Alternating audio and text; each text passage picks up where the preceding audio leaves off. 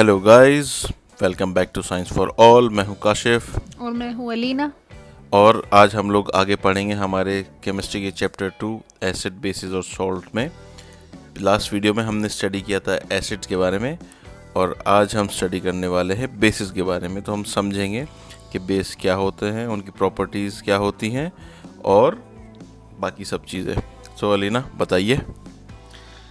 बताने से पहले हम आपसे रिक्वेस्ट करना चाहते हैं कि आप हमारे चैनल को सब्सक्राइब करिए, शेयर करिए, क्योंकि उससे हमें बहुत ज़्यादा मोटिवेशन मिलती है और हम मोटे भी हो जाते हैं। नहीं नहीं नहीं नहीं, हम मोटे नहीं होते, हम इनफैक्ट और एनर्जेटिक हो जाते हैं। खैर, आपने एक गाना सुना होगा, बेबी को बेस पसंद है, तो मैं याद दिला दूं कि यहाँ पे वो वाला बेस नहीं है, ये दूसरा बेस है। तो अलीना बताइए।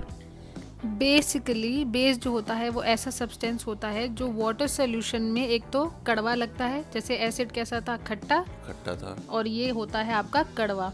और दूसरी इसकी पहचान ये है कि ये जो है फिसल स्लिपरी होता है, जैसे साबुन। साबुन वाली फीलिंग आती है, जैसे पानी में साबुन को लगा के हाथ में करते हैं तो हाँ, चिकना जैसे चिकना फील होता जैसे है। बर्तन धोने का वो डिटर्जेंट या कपड़े धोने का डिटर्जेंट, तो ये एक स्लिपरी होता है वाटर सॉल्यूशन में, और दूसरा इसकी पहचान है कि कड़वा होता है। चलो ठीक है, ये तो हो गई लेमन टर्म्स में बात।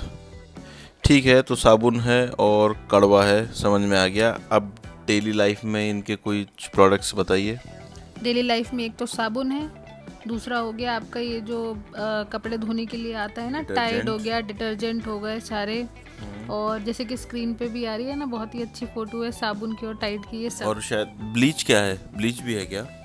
ब्लीच भी, हाँ, एक ब्लीच होती है जिसमें ये बेस का सॉल्यूशन होता है, सारी में नहीं होती, लेकिन हाँ होती है एक तरह की ब्लीच वो भी। अच्छा, ब्लीच जो है दो तरह की होती है, एक तो फेस पे करते हैं लोग और एक ब्लीच कपड़ों के लिए होती है, तो कंफ्यूज मत होना। हाँ, कौन सी ब्लीच है ये कपड़ों वाली हो गई जिसके मतलब वो स्लिपरी होता है।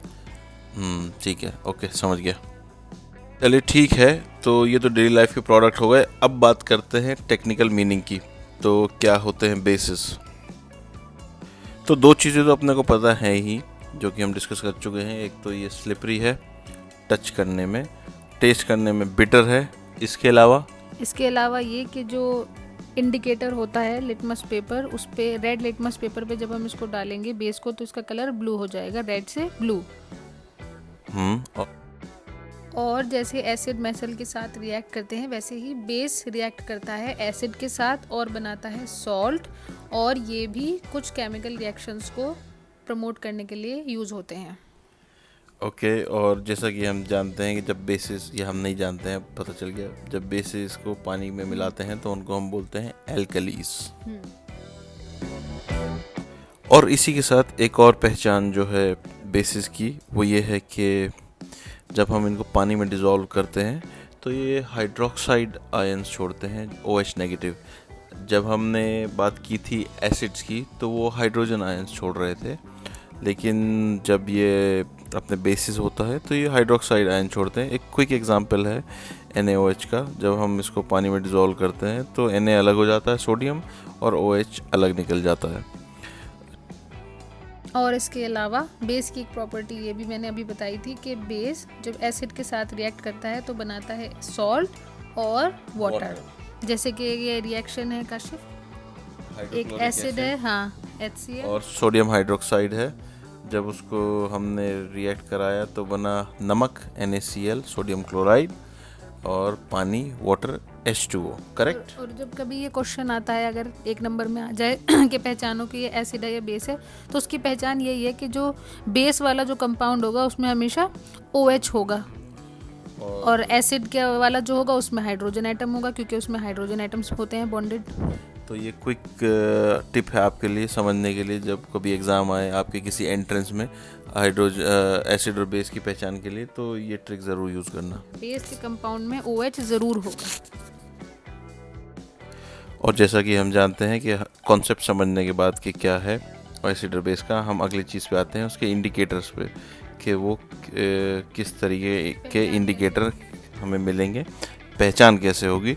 तो बेस में ब्लू लिटमस जो है रेड से ब्लू का ब्लू ही रहेगा, ब्लू ही रहेगा, जैसा कि रेड का ब्लू हो जाएगा, जैसा कि आप स्क्रीन पे देख रहे हैं। तो सिंपल समझने वाली चीज़ है, आप इसको याद कर लीजिएगा। दूसरी बात, जो है pH स्केल की, जो भी हमने अपनी लास्ट वीडियो में भी बताई थी कि 7 से नीचे एसिड होता है, 7 जो है अपना न्यूट्रल होता है, और 8 से लेके 14 तक होता है हमारा बेस यानी एल्कलाई भी बोलते हैं। तो वो चीज़ याद रखिएगा।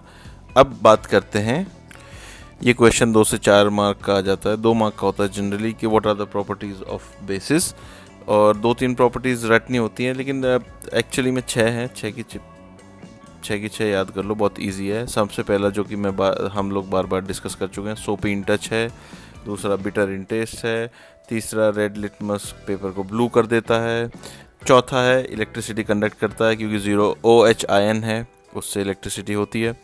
कंडक्ट रिएक्ट करता है कुछ मेटल्स के साथ, और हाइड्रोजन गैस इवॉल्व होती है। जब एसिड और बेस आपस में रिएक्ट करते हैं तो वाटर और सॉल्ट इवॉल्व होता है, जैसा कि हमने पहले बताया था। और अनुराग के स्पेशल रिक्वेस्ट पे, स्पेशल डिमांड पे, हम लोग अपनी अगली वीडियो करने वाले हैं एक्टिविटी 2.1 पे। So hold your breath and keep watching science for all. Till then take care, हasta la vista and see you soon.